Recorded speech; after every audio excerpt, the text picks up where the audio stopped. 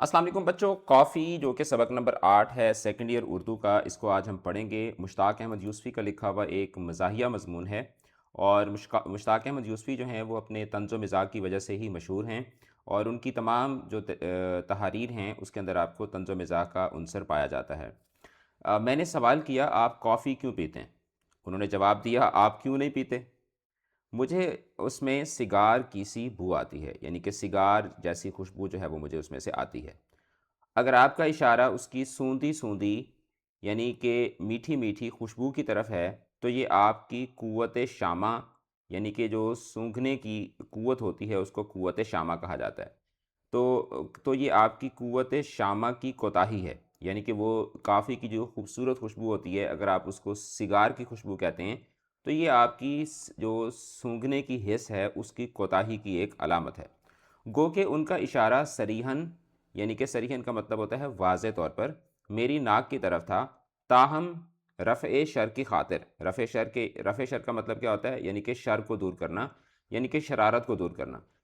रफ़े sir की खातिर मैंने कहा कि यानी कि रफ़े शर की खातिर क्या मतलब कि मैंने यानी कि लड़ाई जो है उसको अवॉइड करने के लिए मैंने कहा, थोड़ी देर के लिए ये मान लेता हूँ कि कॉफ़ी में से वाक़ई भीनी-भीनी यानी कि बड़ी मीठी-मीठी सी महक आती है। मगर ये कहाँ की मंतिक है, मतलब ये कहाँ की लॉजिक है कि जो चीज़ नाक को पसंद हो वो हलक में उंडेल ली जाए। यानी एक चीज़ आपको सूंघने में अच्छी लग रही है तो आप उसको पीना भी शुरू कर दें, तो ये कहाँ की मंतिक है। अगर ऐसा ही है तो कॉफ़ी का इतर क्यों ना कशीद किया जाए, यानी कॉफ़ी में से इतर यानी कि परफ्यूम क्यों ना निकाला जाए। कशीद करना, निकालना, ताकि अदबी महफ़िलों में एक दूसरे के लगाया करें, कि अदबी महफ़िलों में कॉफ़ी जो है उसकी खुशबू जो है वो एक दूसरे को लगाया करें। तड़प कर बोले, साहब मैं माकुलात, माकुलात मतलब खाने पीने की जो चीज़ें होती हैं, माकूल का मतलब होता है खाने की चीज़। तो मैं माकुलात में, माकुलात यानी कि खाने पीने की चीज़ों में अक़ल का, माकुलात का मतलब होता है अक़ल, कि खाने पानी पीने की चीज़ों में माकुलात का दखल यानी कि अक़ल की दखल अंदाज़ी जायज़ नहीं समझता। ता वक़्त ये कि इस घपले की असल वजह इस घपले की असल वजह तलफ़्फ़ुज़ की मजबूरी ना हो। यानी कि सिर्फ़ उस वक़्त तक कि अगर उस यानी कि जो खाने-पीने की चीज़ें हैं, ठीक है? अगर उसमें जिस तरह बहुत सारी चीज़ें ऐसी होती हैं कि जिनका तलफ़्फ़ुज़ बड़ा मुश्किल सा होता है, ठीक है? जिस तरह क्रोसान है, तो क्रोसान का तलफ़्फ़ुज़ जो है वो थोड़ा अजीब-सा है। इसी तरीके से और भी बहुत सारी चीज़ें होती हैं, जो हमारी जो कुज़ीन है या हमारी खाने-पीने की जो डिशेज़ होती हैं, तो बाज़ दफ़ा उनके नाम जो हैं वो बड़े अजीबो-गरीब से होते हैं। तो कहने लगे कि जी अगर उसका अजीब सा तलफ़्फ़ुज़ हो तो वो एक अलग चीज़ है, लेकिन खाने-पीने की चीज़ों में मैं अक़ल की दख़ल-अंदाज़ी जो है वो जायज़ नहीं समझता। कॉफ़ी की महक से लुत्फ़-अंदोज़ होने के लिए एक तरबियत याफ़्ता ज़ौक़ की ज़रूरत है। यानी कि कॉफ़ी जो है वो आपको तभी मज़ा देती है जब आपको कॉफ़ी की पूरी जो साइंस है, पूरी जो मैकेनिक्स हैं वो आपको अच्छे तरीके से पता हों। यही सूंधापन यानी कि ये जो इसके अंदर एक बेहतरीन सी खुशबू होती है, लगी हुई खीर और धुंकारे हुए रायते में होता है, ठीक है? लगी हुई खीर क्या मतलब कि जो जब खाना आप पकाते हैं, बाज़ दफ़ा खीर आप बना रहे होते हैं, चावल बना रहे होते हैं, तो वो नीचे पैंदे के साथ लग जाती है जिससे उसके अंदर थोड़ा-सा जलन-सा महसूस होता है। और इसी तरीके से धुंकारा हुआ रायता क्या होता है? यानी कि जब आप रायता बनाते हैं, तो रायते को जब सही अच्छे तरीके से आप फेंटते हैं, तो उससे भी क्या होता है, उसके अंदर भी इसी तरह से ये खुशबू जो है वो आपको महसूस होती है। मैंने माज़रत की और कहा कि खुरचन और धुंकार, ठीक है? खुरचन क्या कि जैसे मैंने आपको बताया कि पैंदे के साथ जब खाना लग जाता है, तो आप उसको खुरच के फिर खाते हैं। तो खुरचन और धुंकार दोनों से मुझे मतली होती है, यानी कि नौशिया होता है। फरमाया ताज्जुब है, यूपी में यानी कि यूपी क्या है? उत्तर प्रदेश। तो ये दर हकीकत इंडिया का एक प्रोविंस है। यूपी में तो शुरफ़ा बड़ी रग़बत से खाते हैं, ठीक है? मैंने इसी बिना पर हिंदुस्तान छोड़ा। तो यानी कि कहने लगे कि मैंने इसी वजह से हिंदुस्तान छोड़ दिया। चिरांदे होकर कहने लगे, ठीक है? चिरांदे होकर यानी क्या मतलब कि थोड़ा यानी तंग होकर कहने लगे, आप कायल हो जाते हैं, तो कज बहसी करने लगते हैं। यानी वो कहने लगे कि आप जब बात पे कन्विंस हो जाते हैं, तो फिर आप उल्टी-सीधी बातें करने लग जाते हैं। मैंने जवाबन अर्ज़ किया, गरम ममालिक में बहस का आगाज़ सही मानों में कायल होने के बाद ही होता है। ठीक है? कि यहाँ पर देखें, मुश्ताक अहमद यूसुफ़ी की जो तहरीर है उसके अंदर आपको काफ़ी सारी चीज़ें जो हैं वो बैक वक़्त नज़र आती हैं। तो वो कहने लगे कि जो गर्म मुल्क होते हैं उसमें बहस का जो आगाज़ है وہ یعنی کہ گرم ملکوں سے مراد یہ ہے کہ جو جس طرح ایشیا ہے، مڈل ایسٹ ہے، تو وہ کہنے لگے کہ یہاں کے جو لوگ ہیں نا وہ یعنی کہ ایگری ہونے سے پہلے پہلے بحث نہیں کرتے، بلکہ یہاں کے جو لوگ ہیں وہ بات کو ماننے کے بعد بحث کرنا شروع کرتے ہیں، یعنی بات کو مان لیں گے پھر اس کے بعد اس کے اوپر بحث کرنا سٹارٹ کر دیں گے۔ دانستہ دل آزاری ہمارے مشرب میں یعنی ہمارے مذہب میں گناہ ہے، کہ جان بوجھ کر کسی کی دل آزاری کرنا ہمارے مشرب میں یعنی کہ ہمارے علاقے میں یا ہم لوگوں میں گناہ ہے، لہٰذا ہم اپنی اصل رائے کا اظہار صرف نشے اور غصے کے عالم میں کرتے ہیں۔ یعنی کہ یہاں پر بھی کیا ہے کہ ہماری جو علاقائی تہذیب ہے، ہمارا جو رویہ ہے، اس کے متعلق بات کی جا رہی ہے۔ خیر، یہ تو جملہ معترضہ تھا، یعنی کہ یہ تو ایک ایکسٹرا بات تھی، لیکن اگر یہ سچ ہے کہ کافی خوش ذائقہ ہوتی ہے تو کسی بچے کو پلا کر اس کی صورت دیکھ لیجئے، یعنی بچے کو پلا کے دیکھ لیں، اگر خوش ذائقہ ہوتی ہے تو ظاہری بات ہے پھر بچوں کو خوش ذائقہ چیزیں جو ہیں وہ اچھی لگتی ہیں۔ جھلا کر بولے یعنی تنگ آ کر بولے، آپ بحث میں معصوم بچوں کو کیوں گھسیٹتے ہیں؟ میں بھی الجھ گیا۔ آپ ہمیشہ بچوں سے پہلے لفظ معصوم کیوں لگاتے ہیں؟ کیا اس کا یہ مطلب ہے کہ کچھ بچے گناہ گار بھی ہوتے ہیں؟ خیر، آپ کو بچوں پر اعتراض ہے تو بلی کو لے لیجیے، ٹھیک ہے، کہ مطلب بلی کو پلا کے دیکھ لیتے ہیں۔ تو وہ کہنے لگے بلی ہی کیوں، بکری کیوں نہیں؟ وہ سچ مچ مچلنے لگے، یعنی کہ وہ سچ مچ جو تھے وہ میری باتوں سے تنگ آنے لگے۔ میں نے سمجھایا بلی اس لیے کہ جہاں تک کھانے پینے کی چیزوں کا تعلق ہے، بچے اور بلیاں برے بھلے کی کہیں بہتر تمیز رکھتے ہیں، کہ جو بچے ہوتے ہیں ان کو بھی اگر آپ کوئی بدمزہ چیز دیں تو وہ نہیں کھاتے، اسی طریقے سے جو بلیاں ہوتی ہیں ان کو بھی اگر آپ کوئی بدمزہ چیز دیں تو وہ اس کو نہیں کھاتی۔ ارشاد ہوا، یعنی کہنے لگے کل کو آپ یہ کہیں گے کہ چونکہ بچوں اور بلیوں کو پکے گانے پسند نہیں آتے اس لیے وہ بھی لغو ہیں، ٹھیک ہے، کہ مطلب جو پکے گانے کی یعنی کہ جو بڑے میچور قسم کے گیت ہوتے ہیں، تو کہنے لگے کہ اچھا اب وہ بھی بچوں اور بلیوں کو پسند نہیں آتے تو آپ کہیں گے کہ وہ بھی فضول ہیں۔ میں نے انہیں یقین دلایا میں ہرگز یہ نہیں کہہ سکتا، پکے راگ انہی کی ایجاد ہیں، ٹھیک ہے، کہ جو پکے راگ ہوتے ہیں جیسے نصرت فتح علی خان کا راگ ہے یا جو سیزنڈ سنگرز ہوتے ہیں، تو میں نے انہیں کہا کہ جو پکے راگ ہیں یہ انہی کی ایجاد ہیں، یعنی کہ بچوں اور بلیوں کی ایجاد ہیں۔ آپ نے بچوں کا رونا اور بلیوں کا لڑنا، کہہ رہے ہیں کہ میں اپنی بات کر ہی رہا تھا، یعنی کہ اس کا مطلب یہ ہوتا ہے کہ بات ابھی جاری تھی، بات کاٹ کر بولے بہرحال ثقافتی مسائل کا فیصلہ ہم بچوں اور بلیوں پر نہیں چھوڑ سکتے، یعنی کہ وہ کہنے لگے کہ جو کافی کا مسئلہ ہے یہ در حقیقت ہماری ثقافت کا مسئلہ ہے۔ آپ کو یقین آئے نہ آئے مگر واقعہ یہ ہے کہ جب بھی میں نے کافی کے بارے میں استواب رائے عامہ کیا، استواب رائے عامہ یعنی کہ عام آدمی جو ہیں ان سے میں نے رائے طلب کی، اس کا انجام اسی قسم کا ہوا۔ شائقین یعنی کہ کافی کا شوق رکھنے والے میرے سوال کا جواب دینے کی بجائے الٹی جرا کرنے لگتے ہیں، یعنی کہ بحث کرنے لگتے ہیں۔ اب میں اسی نتیجے پر پہنچا ہوں کہ کافی اور کلاسیکی موسیقی کے بارے میں استفسار کا مطلب ہوتا ہے سوال پوچھنا، استفسار رائے عامہ کرنا یعنی عام لوگوں سے کافی اور کلاسک میوزک کے متعلق رائے دینا بڑی ناعاقبت اندیشی ہے، یعنی کہ بڑی بے وقوفی ہے۔ یہ بالکل ایسی ہی بد مذاقی ہے جیسے کسی نیک مرد کی آمدنی یا خوبصورت عورت کی عمر دریافت کرنا، یعنی کہ جس طرح کسی آدمی سے اس کی آمدنی پوچھنا اور کسی خوبصورت عورت سے اس کی عمر پوچھنا، یہ ایک بے وقوفی والی بات ہے، کیونکہ جو سمجھدار آدمی ہے وہ کبھی اپنی آمدن پوری نہیں بتاتا، اور جو ایک سمجھدار عورت ہوتی ہے وہ کبھی بھی اپنی عمر آپ کو پوری نہیں بتاتے۔ اس کا مطلب یہ نہیں کہ نیک مرد کی آمدنی اور خوبصورت عمر کی عورت کی عمر دریافت کرنا خطرے سے خالی ہے۔ زندگی میں صرف ایک شخص ملا جو واقعی کافی سے بیزار تھا، لیکن اس کی رائے اس لحاظ سے زیادہ قابل التفات نہیں، ٹھیک ہے، یعنی کہ اس لحاظ سے زیادہ قابل غور نہیں یا سنجیدہ نہیں کہ وہ ایک مشہور کافی ہاؤس کا مالک نکلا۔ ایک صاحب تو اپنی پسند کے جواز میں، یعنی جب ان سے پوچھا گیا کہ آپ کو کیوں پسند ہے، تو اس کے جواز میں جواز ہوتا ہے کہ کسی چیز کی حمایت کرنا، تو ایک صاحب تو اپنی حمایت کے جواز میں صرف یہ کہہ کر چپ ہو گئے کہ چھٹتی نہیں منہ سے یہ کافی لگی ہوئی، ٹھیک ہے تو یہ غالب کا ایک مصرع تھا نا، چھٹتی نہیں منہ سے یہ کافر لگی ہوئی، تو وہ انہوں نے شراب کی بات کی تھی، تو یہاں پر وہ اسی مصرے کو تھوڑا سا انہوں نے کہتے ہیں کہ اس بندے نے تھوڑا سا اس کو تبدیل کر کے کہا کہ چھٹتی نہیں منہ سے یہ کافی لگی ہوئی، یعنی کہ وہ کہنے لگا بس یار اب عادت ہوگی۔ میں نے وضاحت چاہی تو کہنے لگے دراصل یہ عادت کی بات ہے۔ بعض احباب تو اس سوال سے چراغ پا ہو کر یعنی غصے ہو کر ذاتیات پر اتر آتے ہیں۔ میں یہ نہیں کہتا کہ وہ جھوٹے الزام لگاتے ہیں، ایمان کی بات ہے کہ جھوٹے الزام کو سمجھدار آدمی نہایت اعتماد سے ہنس کر ٹال دیتا ہے، ٹھیک ہے، جو سمجھدار آدمی ہوتا ہے اس کے اوپر اگر آپ جھوٹا الزام لگائیں گے تو وہ اس کو اگنور کر دے گا، مگر سچے الزام سے تن بدن میں آگ لگ جاتی ہے۔ اس ضمن میں یعنی کہ اس حوالے سے جو متضاد باتیں سننا پڑتی ہیں اس کی دو مثالیں پیش کرتا ہوں۔ ایک کرم فرمانے یعنی کہ ایک دوست نے میری بیزاری کو محرومی پر محمول کرتے ہوئے فرمایا، یعنی کہ میرا ایک جو دوست تھا، اس نے، میں نے جب کہا کہ میں کافی مجھے پسند نہیں ہے، تو اس نے کہا یار تمہیں ملتی نہیں ہوگی، اس وجہ سے۔ ایک کرم فرمانے میری بیزاری کو محرومی پر محمول کرتے ہوئے فرمایا، ہائے کم بخت تو نے پی ہی نہیں۔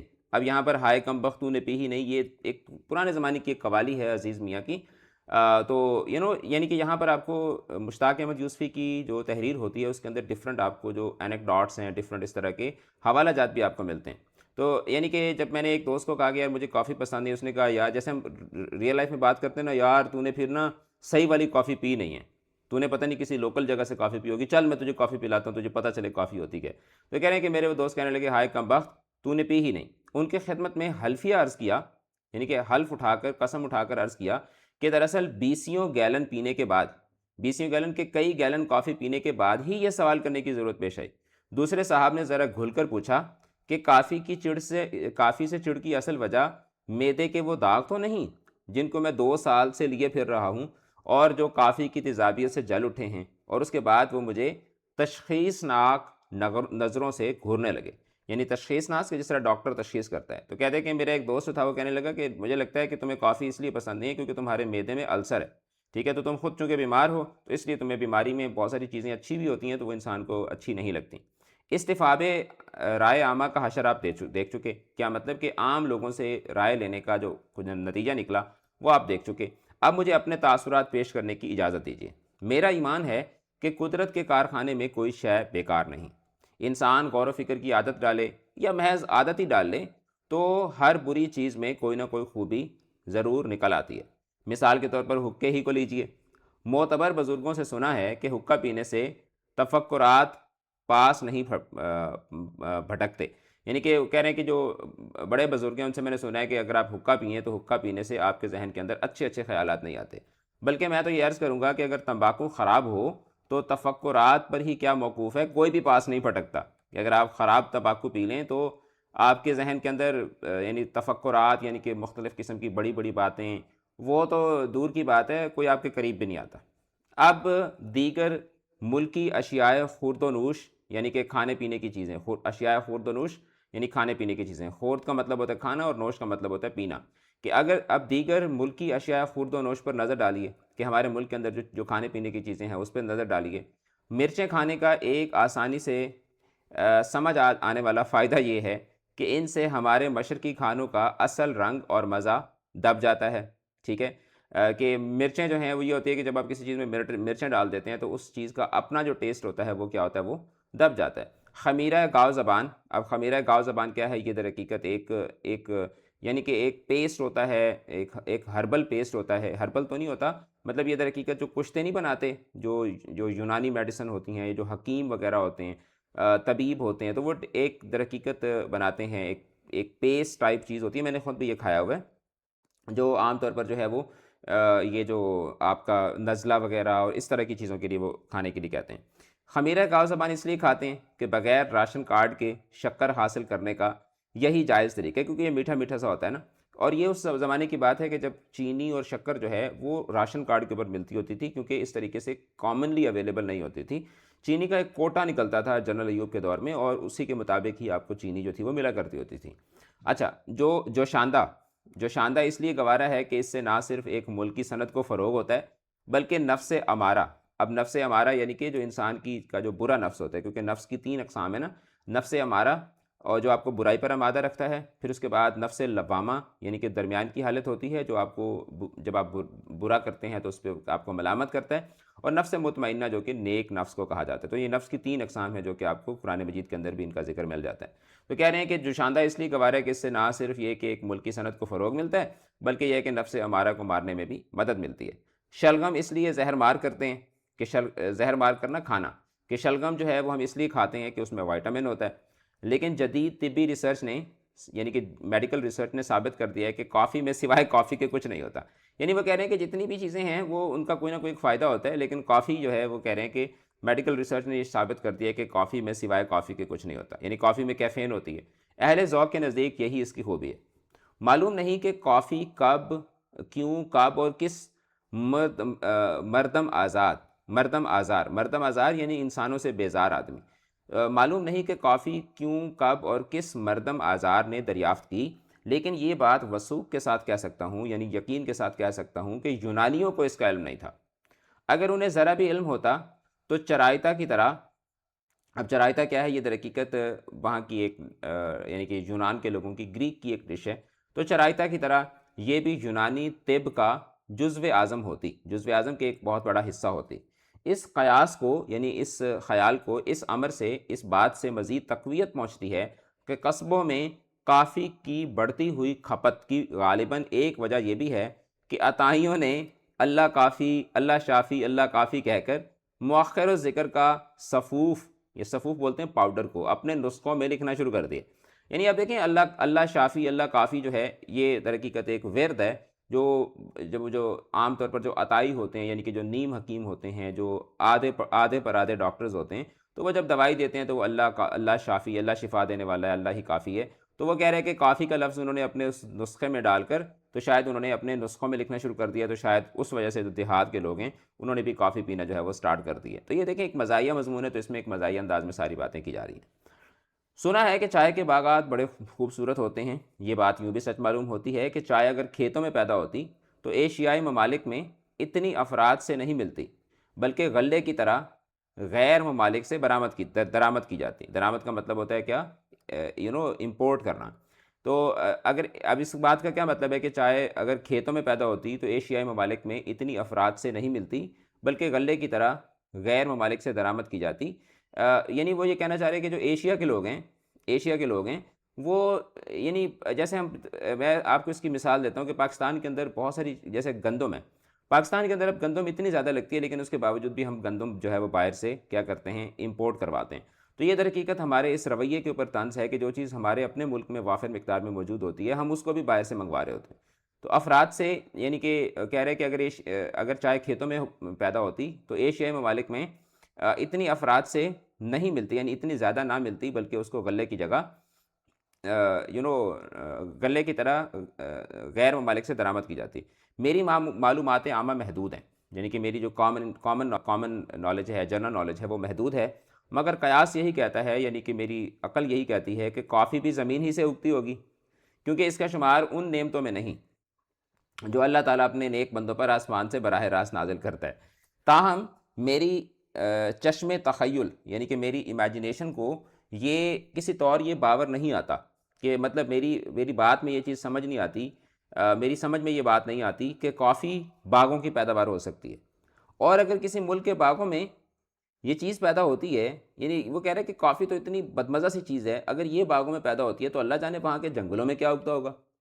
ایسے ارباب ذوق، یعنی ایسے سمجھدار لوگوں کی کمی نہیں جنہیں کافی اس وجہ سے عزیز ہے کہ یہ ہمارے ملک میں پیدا نہیں ہوتی۔ ٹھیک ہے، یعنی کچھ لوگ ایسے ہوتے ہیں نا کہ وہ بس وہ ٹرینڈز کو فالو کرتے ہیں۔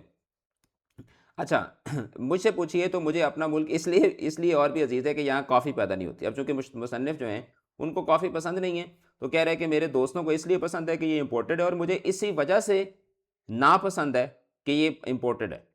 کہہ رہے ہیں کہ میں مشروبات کا پارک نہیں ہوں۔ ٹھیک ہے، یعنی پارک کا مطلب کیا ہوتا ہے، فرق کرنے والا، یعنی کہ جو ایکسپرٹ آدمی ہوتا ہے، جو چیزوں کے کھوٹے اور کھرے میں فرق کر لیتا ہے، تو ایسے آدمی کو پارک کہا جاتا ہے۔ کہتے ہیں کہ میں مشروبات کا پارک نہیں ہوں، لہٰذا مشروب کے اچھے یا برے ہونے کا اندازہ ان اثرات سے لگاتا ہوں جو اسے پینے کے بعد رونما ہوتے ہیں۔ اچھا، پھر وہ کہتے ہیں کہ کافی ہاؤس کی شام کا کیا کہنا۔ فضا میں ہر طرف ذہنی کوہرا چھایا ہوا ہے، جیسے ذہن کے اوپر ایک، یعنی کہ دماغ جو ہے وہ کیا ہوا ہوا ہے، کلاؤڈڈ ہوا ہوا ہے۔ کہہ رہے ہیں کہ جس کو سرمایہ دار طبقہ اور طلباء سرخ سویرا سمجھ کر ڈرتے اور ڈراتے ہیں۔ ٹھیک ہے، کہ جو کافی ہاؤس ہے اس کو اس زمانے میں کیا ہوتا تھا کہ اس زمانے میں جو کمیونسٹ یعنی کہ طبقے کے جو اسٹوڈنٹس تھے، جو لوگ تھے، وہ کافی ہاؤسز میں بیٹھا کرتے ہوتے تھے اور وہاں بیٹھ کے وہ ڈسکشنز کیا کرتے ہوتے تھے۔ تو سرمایہ دار طبقہ اور طلباء جو ہیں وہ سرخ سویرا سمجھ کر ڈرتے اور ڈراتے ہیں۔ شور و شغب کا یہ عالم، ٹھیک ہے، شور و شغب یعنی کہ جو بات چیت کا جو شور ہوتا ہے اس کو شور و شغب کہا جاتا ہے۔ شور و شغب کا یہ عالم کی اپنی آواز تک سنائی نہیں دیتی، اور بار بار لوگوں سے پوچھنا پڑتا ہے کہ میں نے کیا کہا۔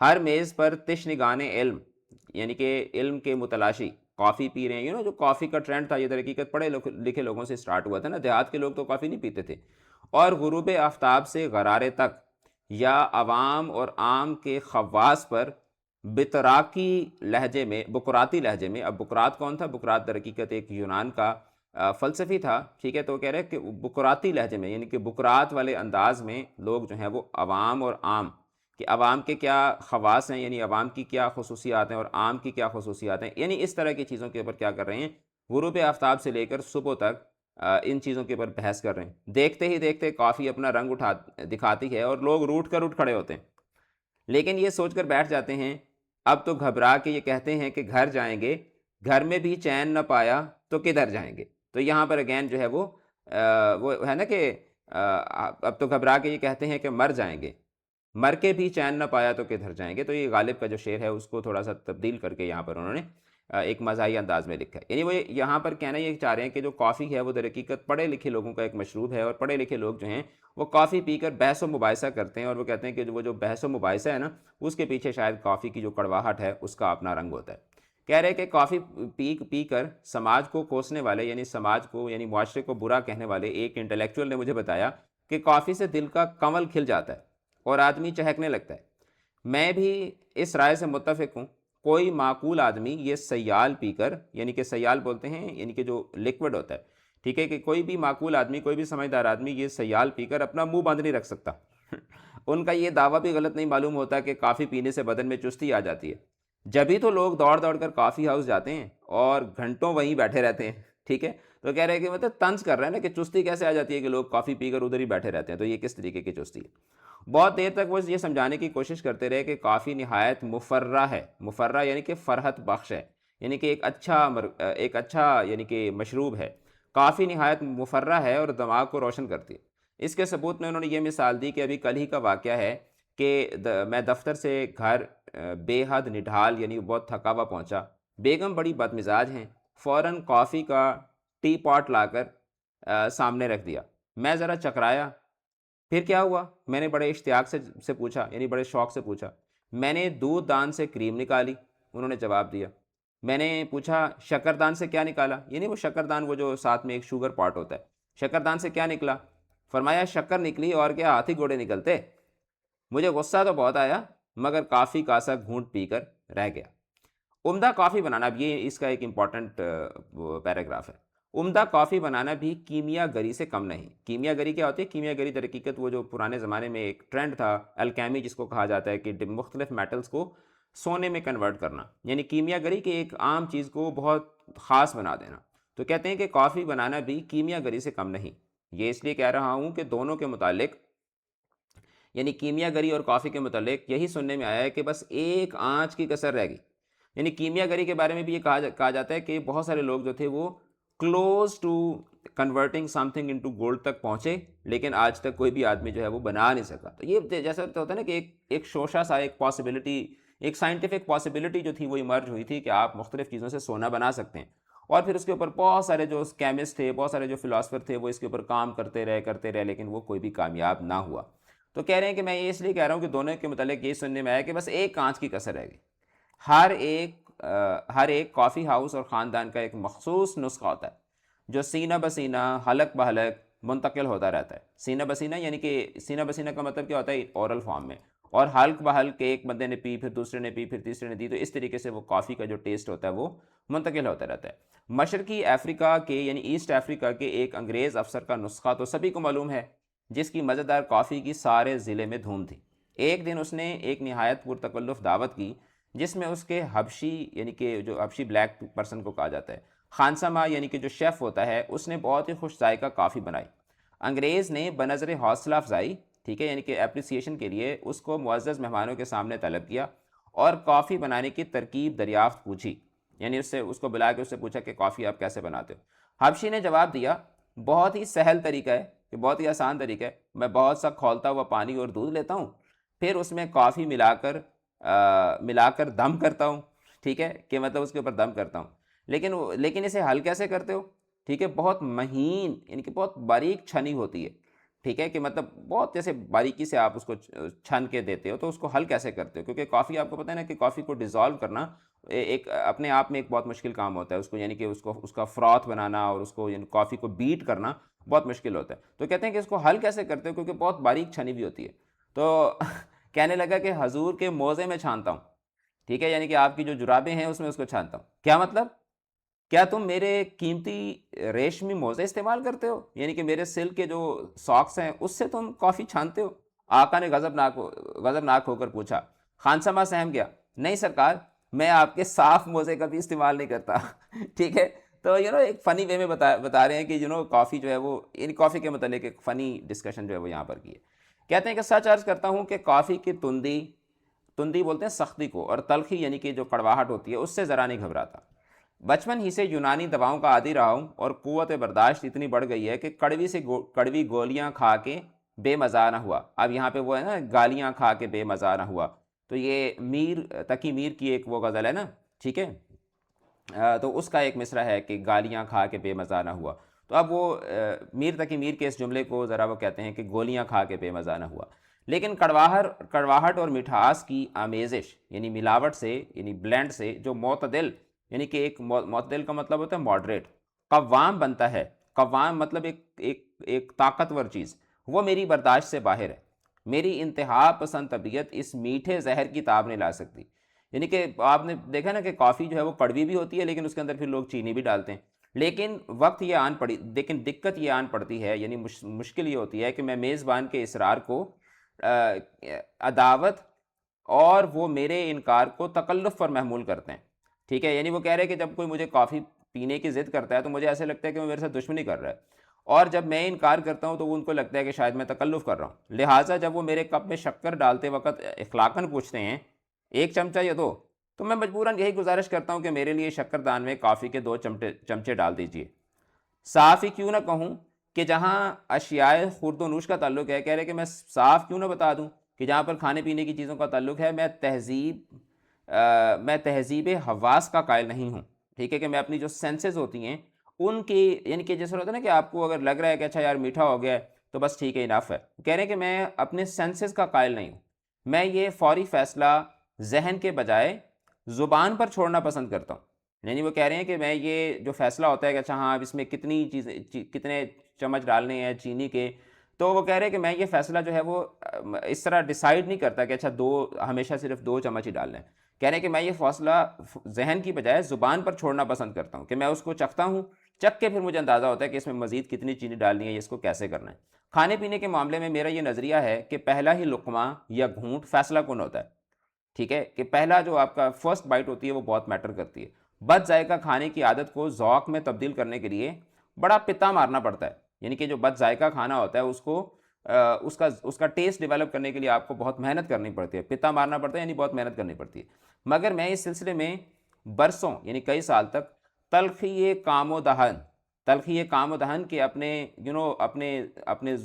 دہن بولتے ہیں منہ کو, اور کام بولتے ہیں در حقیقت آپ کا پورا جو ٹیسٹ ہوتا ہے, تلخی کام و دہن کو گوارا کرنے کا حامی نہیں ہوں. ٹھیک ہے, کہ میں اس سلسلے میں, یعنی کہ ایک تو ہوتا ہے نا کہ ایک آدھی دفعہ آپ برداشت کر لیتے ہیں, کہ لیکن کہہ رہے ہیں کہ ایک لمبے عرصے تک میں اس کسی بھی بدمزہ چیز کو برداشت کرنے کا عادی نہیں ہوں, تا وقت ہے کہ اس میں بیوی کا اصرار یا گرہستی مجبوریاں شامل نہ ہوں.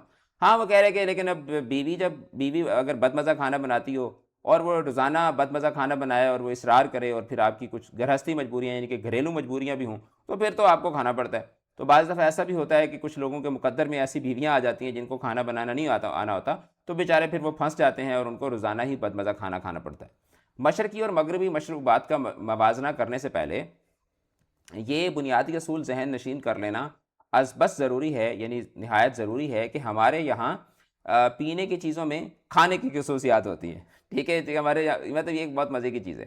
اب یہ بھی ایک امپورٹنٹ پیراگراف ہے یہاں سے نا, اقتباس, یعنی کہ اقتباس کی تشریح کے لیے, کہ مشرقی اور مغربی مشروبات کا موازنہ کرنے سے, یعنی کمپیریزن کرنے سے پہلے یہ بنیادی اصول ذہن نشین کر لیں کہ ہمارے ہاں جو پینے کی چیزیں ہوتی ہیں اس میں کھانے کی خصوصیات ہوتی ہیں. اپنے قدیم مشروبات مثلاً یخنی, ستو اور فالودے پر نظر ڈالیے تو یہ فرق واضح ہو جاتا ہے. ستو اور فالودے کو خالصتاً لغوی معنوں میں آپ نہ کھا سکتے ہیں اور نہ پی سکتے ہیں. یعنی اب ستو ہے تو ستو آپ کو پتہ ہے نا کہ ستو کا شربت بھی بنتا ہے, ستو کی ایک سویٹ ڈش بھی بنتی ہے. فالودہ ہے تو فالودہ جو ہے اس کو آپ نہ تو کھا سکتے ہیں ٹھیک ہے، اور نہ ہی آپ اس کو اس طریقے سے پی سکتے ہیں، بلکہ اس کو آپ کھانا پینا بیک وقت کرنا پڑتا ہے۔ کہہ رہے ہیں کہ بلکہ دنیا میں اگر کوئی ایسی شے ہے جسے آپ بامحاورہ اردو میں بیک وقت کھا اور پی سکتے ہیں تو یہی ستو اور فالودہ ہے۔ تو ستو جو ہے اس کو آپ کھاتے بھی ہیں چمچ کے ساتھ، اور آپ اس کو منہ لگا کے پیتے بھی ہیں، اسی طریقے سے ستو ہے۔ تو ستو اور فالودہ ہے جو ٹھوس غذا اور ٹھنڈے شربت کے درمیان ناقابل بیان سمجھوتا ہے، کہ جو یعنی کہ جو فالودہ ہے، آپ نے دیکھا ہوگا کہ فالودہ جو ہے وہ اس کے اندر ٹھوس چیزیں ہوتی ہیں، سویاں ہوتی ہیں، آئس کریم ہوتی ہے، اس میں ڈرائی فروٹس ہوتے ہیں، اور وہ ہے بھی ایک پینے کی چیز۔ تو پینے اور کھانے کی چیزوں کے درمیان ایک ناقابل بیان سمجھوتا، ایک مطلب ان فیتھمیبل کمپیرز ایگریمنٹ ہے جو کہ آپ کو اس کے اندر نظر آتا ہے۔ اسی طریقے سے ستو ہے، تو ستو جو ہے وہ جو کا بنتا ہے، جو کا ایک پیسٹ ٹائپ اس کو بناتے ہیں، پاؤڈر ہوتا ہے، پھر اس کا پیسٹ بنتا ہے، پھر اس کے بعد اس کو پیتے بھی ہیں۔ رسول کریم صلی اللہ علیہ وسلم کی بھی ایک مرغوب غذا تھی ستو، آپ صلی اللہ علیہ وسلم بہت شوق سے کھایا کرتے تھے۔ کہہ رہے لیکن آج کل ان مشروبات کا استعمال خاص تقریبوں میں ہی کیا جاتا ہے۔ پھر وہ کہتے ہیں کہ اس کا سبب یہ ہے کہ ہم نے عداوت نکالنے کا، یعنی دشمنی نکالنے کا ایک اور مہذب طریقہ اختیار کیا ہے۔ آپ کے ذہن میں خدا نہ خواستہ یہ شبہ نہ پیدا ہو گیا ہو کہ کہیں نہ کہیں آپ خدا نہ خواستہ آپ کے ذہن میں یہ شک نہ پیدا ہو گیا ہو کہ راکم السطور یعنی کہ لکھنے والا، یعنی کہ مصنف، کہ راکم السطور کافی کے مقابلے میں چائے کا طرفدار ہے۔ کہہ رہے کہیں آپ کو یہ نہ لگ رہا ہو کہ میں کافی کے اگینسٹ ہوں اور میں چائے کی فیور میں ہوں۔ تو کہہ رہے کہ مضمون ختم کرنے سے پہلے اس غلط فہمی کا ازالہ کرنا از بس ضروری سمجھتا ہوں۔ کہہ رہے میں کافی سے اس لیے بیزار نہیں ہوں کہ مجھے چائے عزیز ہے، بلکہ حقیقت یہ ہے کہ کافی کا جلا چائے بھی پھونک پھونک کر پیتا ہے۔ تو اب یہ بھی ایک محاورہ ہے کہ دودھ کا جلا چھاچھ بھی پھونک پھونک کر پیتا ہے، کہ جس کا دودھ سے منہ جل جاتا ہے تو وہ لسی کو بھی پھر پھونک پھونک کر پیتا ہے۔ تو کہہ رہے کہ اصل بات یہ ہے کہ میں کافی کا جلا ہوا ہوں، تو اب میں چائے جو ہے اس کو بھی پھونک پھونک کر پیتا ہوں، یعنی کہ کافی سے میرا دل اتنا اچاٹ ہوا ہے کہ اب میرا چائے پینے کو بھی دل نہیں کرتا۔ تو یہ ایک مزاحیہ مضمون تھا جس میں کافی کے حوالے سے ایک بڑے بڑے مزاحیہ انداز میں جو ہے وہ ڈسکشن کی گئی ہے۔ تو ہمارا یہ سبق جو ہے وہ اپنے اختتام کو پہنچا۔ انشاءاللہ جو اگلا سبق ہوگا اس کے اندر پھر ہم اپنا نیکسٹ چیپٹر پڑھیں گے، مینار، جو کہ ایک بہت ہی امپورٹنٹ چیپٹر ہے۔ پچھلے چیپٹرز کو اگر آپ نے نہیں دیکھا تو اس ویڈیو کی ڈسکرپشن سے آپ کو لنک مل جائے گا، وہاں سے جا کے آپ اپنے باقی جو چیپٹرز ہیں ان کو بھی آپ گو تھرو کر سکتے ہیں۔